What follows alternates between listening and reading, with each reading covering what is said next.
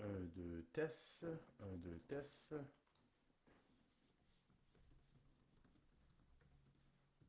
Un, deux, tests. Ça sera pas bien long. Je suis en train de tester le son avec un ami qui est en train d'écouter. Après, je ferai le mot de bienvenue et on commencera avec les questions. C'est-tu de la pâte à dents? Non, c'est pas de la pâte à dents. OK, oui, yes, on m'entend. OK, je vais attendre quelques minutes, là, 2, 3 minutes. De toute façon, vous allez pouvoir le réécouter. Pour ceux qui ne peuvent pas l'écouter, je vais le laisser sur le groupe.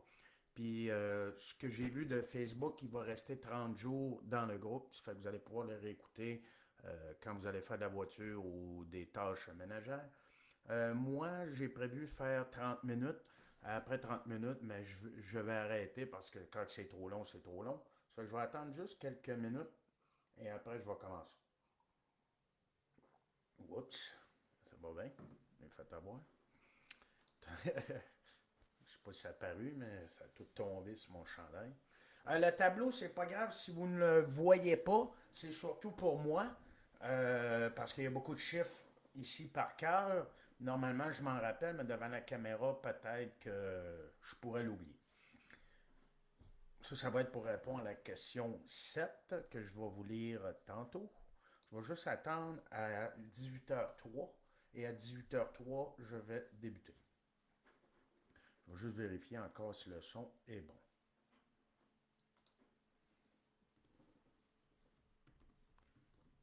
S'il y a un problème, que ce soit la lumière, le son, peu importe, vous pouvez m'écrire en privé sur MBFit. J'ai une autre page de Facebook de ouvert, comme ça je vois s'il y a de quoi qui est moins bon, mais je le vois. OK? Puis pour tout ce qui est commentaires constructifs, ben, ça sera après le live, s'il vous plaît, pour pas me déconcentrer. Hein? OK. On va attendre encore 1 minute ou 2 et je commence. Oups, c'est l'autre bord. OK. Tam, tam. C'est la première fois pour moi que je fais ça. Ça fait que je ne sais même pas toutes les méthodes, les schémas, parce que vous ne voyez pas l'écran, mais il publie un sondage, programmer l'événement, cross-poster sur plus de pages, booster. En tout cas, il y a beaucoup, beaucoup de paramètres et d'options, mais on va y aller comme ça pour aujourd'hui et au fil du temps, je m'adapterai à Facebook. OK. Tu veux que je l'approche plus? Comme ça devrait être mieux. Mon ami, est-ce que c'est mieux? Est-ce que tu entends mieux? De toute façon, je vais parler plus fort, là, mais que je commence. Même ça pourrait être moi que ça va. OK, je vais attendre 1 minute et je vais commencer. Tam, tam. OK. Bon, bienvenue à tous. Je commence maintenant.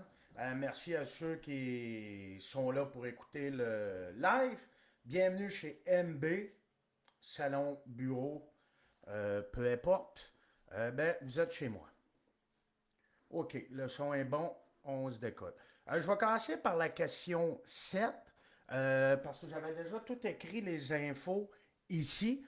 C'est une question que les gens souvent se posent. Hein, en passant, ce n'est pas moi qui ai composé les questions, c'est pas les clients qui ont composé les questions. J'ai demandé à ChatGPT de me poser 10 questions en lien avec l'entraînement, la santé, le stress. Fait que c'est pas des questions que j'ai composées, ça fait en sorte que c'est plus dur y répondre. Mais je vais vous répondre avec mon bagage, mon expérience et mes formations. C'est sûr qu'il y a des informations qui sont plus loin dans mes formations, mais je vais faire en sorte de vous mettre ça très simple et vous l'expliquer. Je vais commencer par la question numéro 7. Je vais juste m'assurer que ce soit la bonne question. 1, 2, 3, 4, 5, 6, 7. OK. Ça, c'est une question que je me fais souvent poser, ou quand même les gens se posent à la maison. C'est comment savoir si je mange suffisamment ou trop par rapport à ses objectifs sportifs ou de santé. Euh, En général, les gens, quand ils font un plan alimentaire ou qu'ils calculent leur nourriture avec FitnessPal, c'est rare que c'est pour des objectifs sportifs. C'est beaucoup plus pour des objectifs de perte de poids. Okay? On ne se le cachera pas, la plupart du temps, c'est ça que les gens veulent. Puis l'autre 50% de la population, je te dirais, c'est pour prendre du muscle. Je vais tout d'abord vous éclaircir sur l'apport alimentaire pour la perte de gras. Okay? Il y a plusieurs calculs qui existent. Je peux vous en donner un très simple et un petit peu plus complexe. Okay? Normalement, pour savoir ton maintien, okay? Ton maintien, ça veut dire le nombre de calories que tu as besoin pour juste maintenir ton poids. On ne parle pas de déficit calorique ni d'un un apport au-dessus du maintien pour prendre la masse musculaire, par exemple. Fait qu'on va y aller plus pour le maintien. Quelqu'un qui est sédentaire, ça veut dire quoi? Quelqu'un qui va travailler assis, qui va s'entraîner 2, 3 fois par semaine, il va rester quelqu'un de sédentaire. On appelle ça un sédentaire actif. La personne, là, c'est très facile, elle va prendre son poids et elle va le multiplier par 12. Elle va prendre son poids en livres, ça veut dire, par exemple, elle pèse 200 livres, et elle va multiplier fois 12. On va dire que ça fait, on va dire 2600 calories. Okay? Ça ne tente pas de prendre ma calculatrice. Fait que cette personne-là, à 2600 calories, est en maintien. Ça veut dire qu'elle ne perdra pas de gras et ne prendra pas de masse musculaire, mais en fait, elle peut quand même en prendre, mais c'est très peu. Si elle veut prendre la masse musculaire, cette personne-là va devoir augmenter son apport calorique d'au moins 200 calories. Ça fait que si en 2600 est en maintien, elle va pouvoir augmenter ses calories à 2800 calories. Souvent, les gens pensent qu'il faut augmenter l'apport en protéines pour prendre du muscle, mais ça va être beaucoup plus au niveau des glucides, c'est-à-dire le riz, le gruau, la crème de riz, la crème de blé, les fruits. Les fruits, c'est moins intéressant, mais je vous en parlerai dans un autre live, parce que le fructose, c'est pas un glucide qui est super intéressant pour la prise de masse musculaire. Mais attention, je ne parle pas de tous les fruits dans sa globalité. Okay? Ça a quand même plein d'aspects intéressants pour la santé. Ça fait que ça va, tant que tu tailles 1 gramme de protéines par livre, pour la prise de la masse musculaire, c'est amplement suffisant. Ça fait que ça va être surtout au niveau des glucides que tu vas aller chercher ton plus 200 calories. Mais aujourd'hui, on voulait parler surtout du nombre de nourriture qu'on a besoin pour perdre du gras. Okay? Cette personne-là, qu'on a dit que ça y prenait 2600 en maintien, ça veut dire qu'il ne prend pas de poids et n'en perd pas. En fait, peut-être un petit peu, mais très peu. Cette personne-là, on veut un déficit de 15% en bas de son maintien. Pourquoi 15%? C'est qu'au-delà de ça, ça devient un régime qui est un plan alimentaire qui est trop restrictif et quand il y a trop de restrictions, mais souvent ça peut engendrer des troubles alimentaires et des grandes prises de poids par la suite. Fait que ce qui serait intéressant dans ce cas-là, cette personne-là, c'est un 15% de déficit. Fait que comment faire pour calculer son 15%, mais tu vas prendre le 2600 et tu vas multiplier fois 85, 0,85. Parce que j'ai enlevé 15% de 100, fait que ça fait 85. Fait que là, on va faire 2600 fois 0,85. Ça va donner, par exemple, 2350 calories. Fait que cette personne-là va commencer à perdre du poids au niveau de la science mathématique à partir de 2350 calories. Okay? Mais il faut faire attention, c'est pas dans tous les cas que ce calcul-là fonctionne. Ça dépend aussi des antécédents de la personne au niveau de l'alimentation. C'est sûr que si la personne était déjà en surdéficit calorique depuis des années, des mois ou même plusieurs années, mais ça fera en sorte que ça ne fonctionnera pas. Parce que la personne, malheureusement, au niveau de son métabolisme et d'autres aspects de sa santé, dont la digestion, mais son corps n'est plus autant efficace. Fait que ce calcul-là n'est pas toujours approprié à la personne. Ça fait que ça, c'est une façon de déterminer à combien qu'on perd du gras. Ça fait que je recommence à zéro, je suis un sédentaire. Je pèse 200 livres, je vais faire x12. Pourquoi x12? C'est ça qui est ça. C'est comme pi c'est 14,16, ben, c'est ça. Ça fait que c'est ton poids x12, ça donne un chiffre, 200 livres fois 12, on va dire 2600 calories. Tu veux un déficit de 15%, tu vas faire 2600 fois 80, 0,85 qui va te donner environ 2350 calories. Ça fait que ça, c'est à partir de là que tu vas perdre du poids. Je comprends que ce n'est pas tous les gens qui calculent sa nourriture. C'est bien correct comme ça. Mais si vous avez de la misère à avoir des résultats, puis vous avez changé des paramètres au niveau de vos habitudes de vie, vous avez amélioré votre alimentation, amélioré votre cardio, le stress, le sommeil, peu importe, mais vous ne réussissez pas à perdre du poids, mais peut-être ça serait intéressant de calculer votre apport calorique au moins un mois pour vous donner une idée d'une journée qui est intéressante pour vous en termes de calories et de macronutriments. Okay? C'est sûr que quand on engendre une perte de gras, on veut toujours y aller avec le meilleur équilibre possible. Ça fait qu'on peut y aller, moi ce que je conseille dans ce temps-là au niveau des macronutriments, protéines, lipides, gras, d'y aller à 33%, 33%, 33%. Ça fait qu'on a un équilibre des trois macronutriments.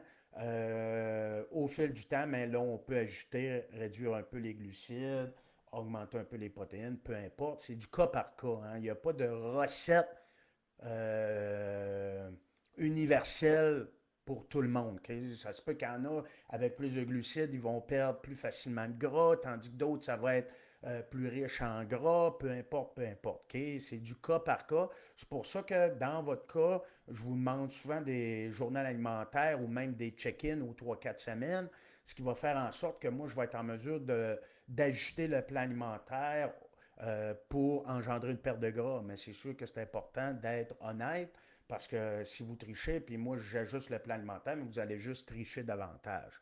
Ça, on parle d'un sédentaire. Okay? Quelqu'un qui est actif, il prend son poids x 15.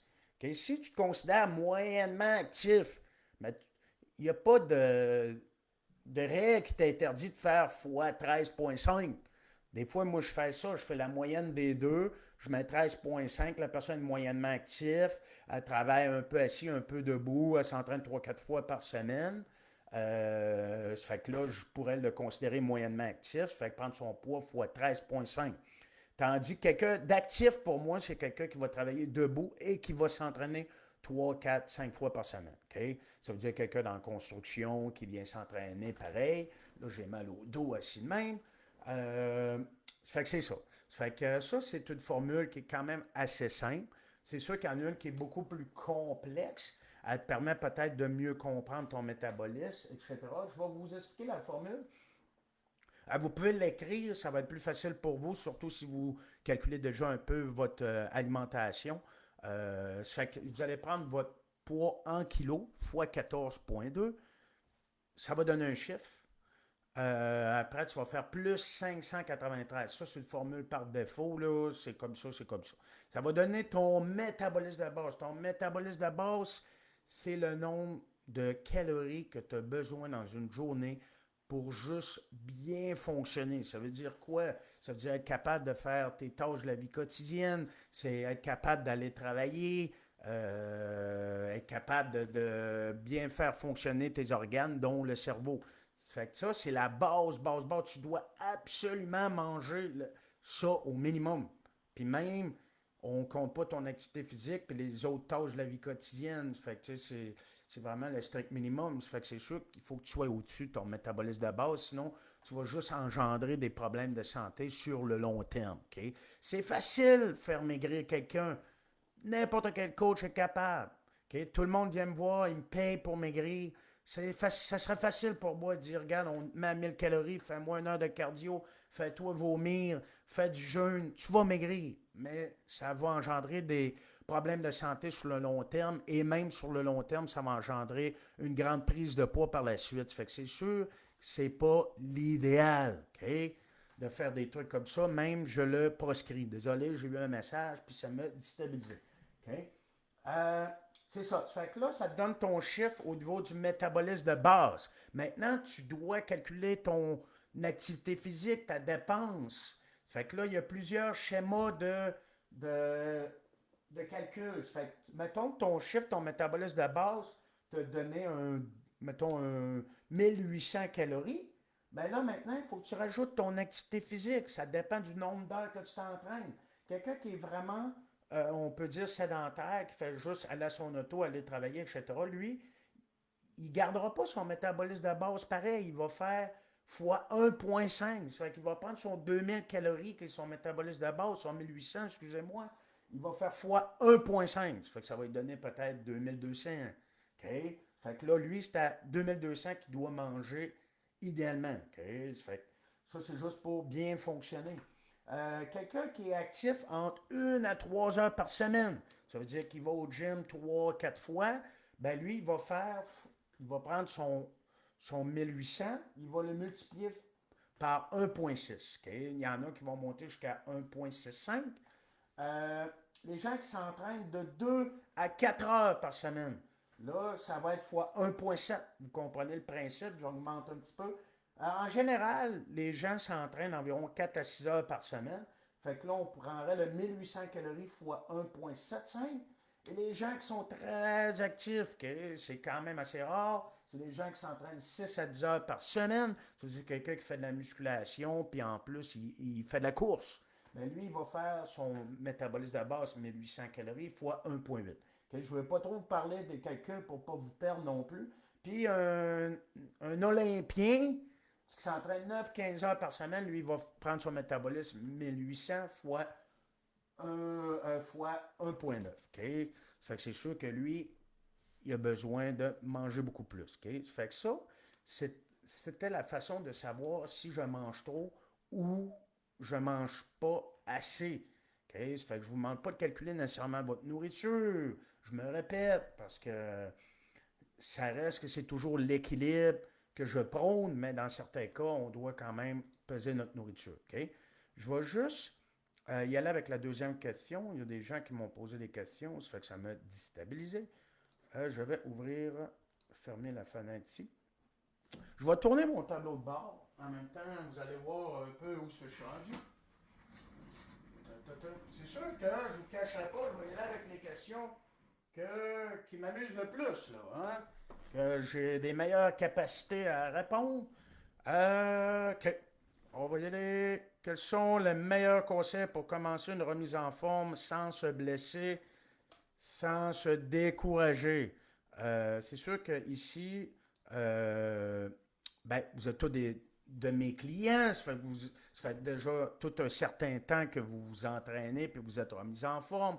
Mais c'est sûr que je te dirais le premier point le plus important, là, ça serait d'avoir des objectifs réalistes. Okay? C'est sûr que dans certains cas, il y a des gens qui regardent les réseaux sociaux, ils voient des gens extrêmement musclés, qui ça fait 20 ans qu'ils s'entraînent, puis ils ne vivent que pour l'entraînement, mais vous avez tendance à vous comparer à eux. Mais c'est important d'avoir des objectifs réalistes, puis même, je conseille toujours d'avoir des petits objectifs à court, moyen, long terme. Comme ça, quand vous réussissez un objectif, mais vous êtes fier de vous, puis ça vous garde motivé. C'est sûr que la motivation, dans beaucoup de cas, elle va fluctuer. Hein? Ça dépend des périodes de l'année, les sphères de notre vie, le travail, relations amoureuses, relations au travail, peu importe. Mais c'est important de se faire une structure parce que je ne vous cacherai pas que si tu attends la motivation à toutes les fois pour aller t'entraîner, mais tu es mieux tout de suite d'abandonner. C'est quand même enregistré ce que j'ai dit, je ne devrais pas dire ça, mais c'est vrai. Il ne faut pas que tu attendes la motivation, il faut que tu le fasses parce qu'il faut que tu le fasses. Fait que, il faut que tu te mettes des petits objectifs, puis tu sais, c'est niaiseux, là, juste avoir un journal de bord avec tes charges. C'est pas tout le monde qui écrit leurs charges. Mais dans certains cas, on s'entraîne depuis quoi, 1 an, 2 ans, notre physique n'a pratiquement pas changé. Ça fait que là, on est découragé. Mais si je regarde mon journal de bord, je vois que les charges ont augmenté. Je réalise que je contrôle mieux ma charge.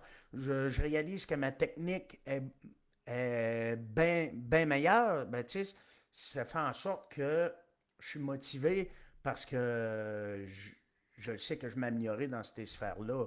Puis, tu sais, je l'explique souvent, cette histoire-là. J'avais un gars que je coachais pour des compétitions depuis 3 ans. On a pris une photo de son dos à 200 livres, 6% de gras. 2 ans, 3 ans après, 200 livres, 6% de gras. J'ai comparé les deux dos, les deux photos, puis c'était pas pantoute le même dos. Ça veut dire quoi? Que des fois, les données comme le pourcentage de gras, le tour de taille, le poids, ne semblent pas changer. Mais des fois, quand tu regardes la photo, tu réalises que finalement, tu as énormément changé parce que c'est pas juste des données physiques, des données en chiffres, c'est qu'au niveau de ton muscle, quand tu t'entraînes, il y a des changements au niveau de la composition de tes fibres musculaires et ta maturité musculaire. Ça fait en sorte que ton look est meilleur, que ta densité est meilleure et que tu produis plus de force, etc., etc. Et que tu es plus efficace à bouger une charge. Fait que c'est sûr que quelqu'un qui débute, mettez-vous des objectifs réalistes, puis idéalement en temps. Ça veut dire, tu sais, j'aimerais ça d'ici 3 mois, réaliser ça. Mais tu sais, c'est encore là, je le répète, mais tu sais, si tu dis je veux perdre 30 livres en 3 mois, mais ça se pourrait que ça soit un peu exagéré. OK? Normalement, c'est entre 0,5 et 2 livres par semaine pour quelqu'un qui a eu une semaine parfaite. Fait que peut-être es mieux de viser 0,5 pour rester toujours un petit peu motivé par tes réussites que tout de suite viser le top. Fait que c'est sûr. Puis là, c'est sûr que vous travaillez avec moi. Fait que c'est sûr que moi, j'ai fait en sorte que vous avez tous débuté votre entraînement par une phase anatomique. Je vous en ai parlé souvent dans mon bureau. J'ai fait souvent des vidéos par rapport à ça, des articles. C'est sûr que c'est bien important de créer des fondations solides de force et de mobilité avant de commencer à sauter sur des box ou avant de commencer à faire du soulevé de terre ou du back squat. OK? Ça, c'est bien important. Mais là, si vous êtes ici aujourd'hui dans ma communauté, mais c'est quelque chose qu'on a déjà fait. OK? C'est sûr aussi, ce qui est important, c'est que ne soyez pas le client fantôme. Ça veut dire quoi? C'est que je vous remets un plan et vous me revenez 3 mois, 8 mois, un an après. Ça, c'est niaiseux, ben, ça fait en sorte que ces clients-là ont beaucoup moins de chances de réussite. OK? Pourquoi? C'est qu'ils sont pas. euh, comment je pourrais dire ça? C'est quand tu as des feedbacks à me donner, puis etc., tu te sens plus impliqué dans le processus, puis tu m'impliques davantage aussi dans le processus, ça fait en sorte que tu restes plus motivé, même si je le mentionne que la motivation, il ne faut pas attendre seulement ça. Ça fait déjà 20 minutes, j'ai seulement répondu à 2 questions. Mais c'est ça, au pire, quitte à juste m'écrire Hey Matt, ça fait 2 mois que je fais le programme, ça va vraiment bien, on s'en donne une nouvelle.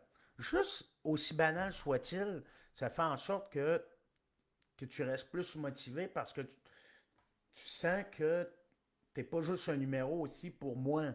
Puis tu me donnes des feedbacks, ça fait en sorte que également, ben, tu vas vouloir continuer à t'entraîner, etc., etc. Fait que je ne veux pas trop m'attarder longtemps à cette question, considérant que ça fait déjà 20 minutes. Comment gérer le stress au quotidien et quel impact a-t-il sur notre santé physique? C'est sûr que vous connaissez toute la réponse. Pour améliorer le stress au quotidien, c'est améliorer tes habitudes de vie, que ce soit l'alimentation, le sommeil, l'activité physique. C'est quoi les impacts sur notre santé physique d'avoir, je ne sais pas, trop de stress? Euh, Peut-être que vous n'êtes pas au courant, mais du stress chronique, ça vous dit c'est pas grave d'avoir du stress une journée ou deux, mais quelqu'un qui a du stress chronique, mais va augmenter ses chances de maladies cardiovasculaires, va augmenter ses chances de tachycardie, va augmenter ses chances d'hypertension, va diminuer sa libido, sa testostérone, va augmenter son, il va chambouler toutes ses hormones, ce qui va faire en sorte que ça va encore augmenter son niveau de gras. C'est sûr que le stress sur le long terme, il n'y a rien de bon au niveau du physique. Okay?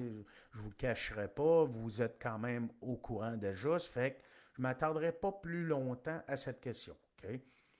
Euh, OK. Je vais y aller avec une question qui est quand même très intéressante vu que ma spécialité, ben, puis vous m'engagez surtout pour ça, c'est quelles sont les meilleures techniques d'entraînement pour progresser efficacement tout en respectant son corps. OK?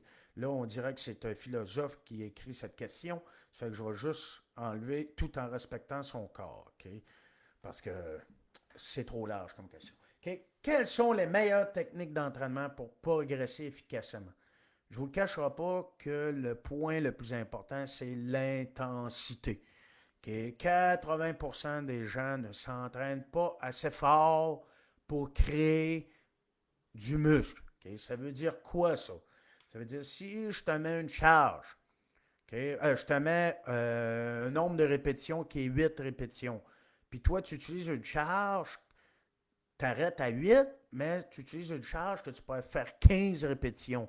Ben, malheureusement, ça fait en sorte que tu as arrêté beaucoup trop. Ben, que c'était beaucoup trop facile pour créer un gain en muscle. Euh, tu sais, on entend souvent parler aller à l'échec, aller à l'échec. C'est pas vrai nécessairement.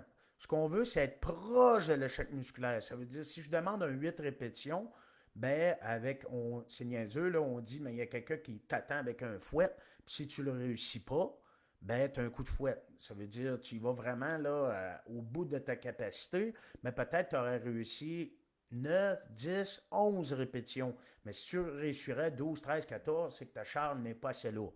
Mais attention, il y a certains exercices que tu ne dois pas aller, comment je pourrais dire, au-delà d'une mauvaise technique. Je vous donne un exemple. Sur un lat pull-down, on voit quand les gens viennent chercher l'échec, mais ils vont tellement utiliser de momentum, ça va faire en sorte qu'ils ne travailleront pas vraiment les lats. Fait que c'est sûr qu'il y a certains exercices comme le lat pull-down, tout ce qui est poulie pour les pectoraux, tout ce qui engendre une trop grande technique, je vous conseille d'arrêter quand la technique commence à être défectueuse. Okay? Mais c'est sûr, un leg press, un leg extension, un chest press machine, vas-y au bout de ta capacité. C'est sûr sur un leg press, mais n'oublie pas de mettre tes stoppers parce que ça ne tente pas de t'écraser en bas. Fait que pour répondre à la question, quelles sont les meilleures techniques d'entraînement pour progresser? Il n'y en a pas. C'est l'intensité. Okay? Fait que je te mets des drop sets, des clusters, des rest poses, des pyramidales, peu importe, des myo-reps. Si tu ne vas pas chercher l'intensité, mais malheureusement, tu vas avoir très peu de gains. Hein? Puis tout le monde voudrait être musclé, mais il faut que tu sois capable d'aller chercher, de te fâcher, aller chercher ces petites répétitions difficiles. Là, OK? Ça fait qu'il n'y en a pas de meilleure technique. C'est d'identifier les méthodes d'entraînement que toi t'apprécies, qui te motivent. Puis même, ça serait important que tu les identifies à moi également pour que je roule dans ces méthodes d'entraînement-là, mais c'est l'intensité. Puis après, c'est sûr que vous avez tous des programmes d'entraînement, ça fait que vous avez une belle structure d'entraînement, ça fait en sorte aussi d'avoir des gains. Mais c'est sûr que quelqu'un qui arrive au gym, puis il n'a pas de plan de match, il improvise tout le temps ses trainings, il écrit rien, mais malheureusement, mais s'il est super intense, il se tire quand même dans le pied. Il pourrait augmenter son potentiel en ayant une structure d'entraînement et un plan de match. Fait que c'est ça. Fait que pour ce qui est des meilleures techniques d'entraînement, il n'y en a pas. Okay? Ça vient de vous, c'est l'intensité. Je pourrais vous parler du tempo et autres, mais c'est vraiment l'intensité. Euh, je vais répondre à une dernière question. Je vais juste regarder lequel qui serait cool à faire. OK, je vais y aller avec la dernière question. Quels sont les signes que notre corps nous envoie quand on est fatigué, stressé ou en surentraînement? Moi, je vais vous parler des signes en lien avec l'entraînement. C'est sûr que c'est quand même assez facile de comprendre que tu vas avoir une baisse de performance. Fait que c'est sûr que quelqu'un qui a trop de fatigue, de stress accumulé, mais sa performance va diminuer. Okay? Quand tu vas lever des charges lourdes avec des mouvements pluriarticulaires, c'est-à-dire un deadlift, un squat, un bench, un pull-up, tout ce qui est traction, le lendemain, tu ne sais pas pourquoi, tu te sens un peu bizarre.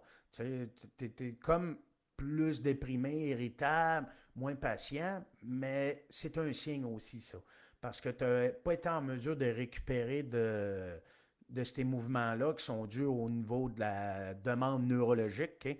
Fait que quelqu'un qui est en période de stress, en fatigue, mais il n'est pas capable de récupérer de ces gros mouvements-là avec des charges lourdes.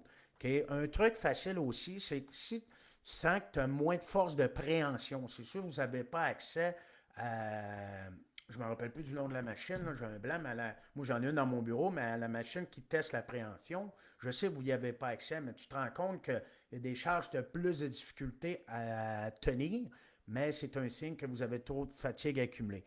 Euh, Dans la question, il parle de surentraînement. Je ne vous cacherai pas, à vous entraîner 5 fois par semaine, là, à moins de vivre une séparation ou à plus dormir ou avoir un bébé nouveau-né, là, ça n'existe pas le surentraînement. Aux Olympiques, ça entraîne 20 heures par semaine. Là. Okay? Ça fait que c'est impossible le surentraînement par la musculation, sauf si tu as des sphères de ta vie qui vont vraiment pas. Okay? Quelqu'un, tout va bien, s'entraîne 5 fois par semaine, il n'y a aucun risque de tomber en surentraînement. Après, c'est sûr que ta fréquence cardiaque au repos, elle va être beaucoup plus élevée. Ça veut dire forcément pendant l'activité physique également, ça fait que tu peux regarder ta montre. OK? Oui, puis j'avais même pas fini de parler de la force de préhension. Oui, oui, c'est vrai, j'avais fini. Ça fait que c'est ça. Ça fait que tu peux regarder ta montre, tu peux aller sur le tapis roulant, regarder ta fréquence cardiaque. Ça, c'est des méthodes également. C'est niaiseux aussi si vous avez accès à une corde à danser, puis vous avez tout d'un coup de la difficulté à faire de la corde à danser. Si tu étais pourri déjà de base, ben là, tu vas rester pourri. Mais si tu étais capable de faire de la corde à danser, puis tout d'un coup, hein, tu te croches de plus facilement, mais c'est un signe également. C'est que ta coordination neuromotrice est moins bonne. Okay? Puis il y a un autre test aussi, c'est pas tous les gyms que vous avez accès, mais c'est un saut vertical. Ça veut dire, si normalement tu sautes, je ne sais pas, on va dire 72 cm, puis là, pour X raison, ben non, en fait, tu ne connais pas la raison, tu sautes 62 cm. Tu as tellement une grosse baisse au niveau de ton saut vertical, mais c'est un signe que tu es en fatigue accumulée. Okay? Parce qu'un saut demande une très grande efficacité au niveau du système nerveux. Ça fait que si ton saut vertical est vraiment moins bon, c'est un signe que ton corps est fatigué. Euh, il y a d'autres signes au niveau physiologique, mais aujourd'hui, je voulais plus vous parler au niveau de l'entraînement. Okay? Fait que, puis vous allez vous rendre compte aussi que vous avez une mauvaise récupération. Ça fait que des entraînements que normalement, 12-16 heures après, tu es top shape, mais là, la courbature, la fatigue s'engendre sur plusieurs journées. Ben ça, c'est un signe également que tu as une fatigue accumulée. Fait que pour aujourd'hui, moi, je voulais me limiter à 30 minutes. C'est là que je vois que je serais mieux de prendre moins de questions. Je vais y aller les prochaines fois, peut-être 5 questions, puis peut-être rouler un petit peu plus vite, mais là, j'avais des gros calculs mathématiques.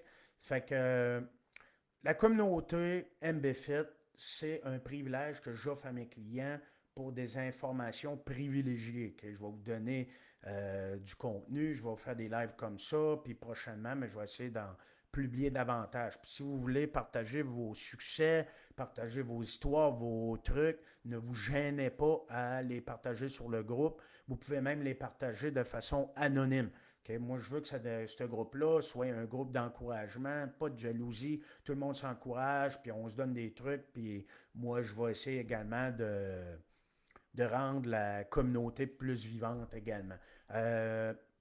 Vous avez vu, là, mon site web est pratiquement terminé. C'est sûr que quand vous avez des trucs à m'envoyer qui est au niveau professionnel, ben, j'aimerais ça que vous m'envoyez ça via mon site web qui est mbfit.ca. Tu vas dans Devoir client. Puis, tu sais, il y a plein de places pour cliquer sur Play. C'est une vidéo de moi qui vous explique comment que ça fonctionne. Plus vous m'envoyez de feedback, plus vous m'envoyez de questions, plus vous m'envoyez des trucs, puis plus vous allez être satisfait de votre coaching. Fait que c'est bien important d'être proactif à ce niveau-là. Je vais terminer par. Ben, je vais conclure en disant que vous allez trouver ça étrange, mais en tout cas, je suis rendu que j'ai accès à les meilleurs prix sur le marché au niveau de la télécommunication, qui est cellulaire, thermostat, télévision, cellulaire, Internet, système d'alarme, caméra. J'ai un prix de représentant, un numéro. Ça fait que si des fois ça vous intéresse, vous voulez changer d'Internet, vous voulez savoir le meilleur prix, vous viendrez me voir. Moi, j'ai tout changé mes services ici parce que je sauve énormément. Puis en plus, ça m'encourage également. Puis dans la vie, bon, on a besoin de défis. Hein. Si je me satisferais toujours d'être le coach minimum, qu'il y avait juste une formation, mais aujourd'hui, j'en ai plus de 30. Fait que j'ai besoin de défis. Comme vous avez besoin de défis pour vous accomplir, vous sentir fier de vous. Ça fait que c'est la même chose pour moi. C'est pour ça aujourd'hui que j'ai embarqué aussi dans on pourrait appeler ça le service essentiel en télécommunication. Fait que je vous en remercie. Puis, gênez-vous pas si vous avez des commentaires constructifs. Là, je vais m'arrêter là-dessus. Je vais juste regarder comment que ça se cancelle.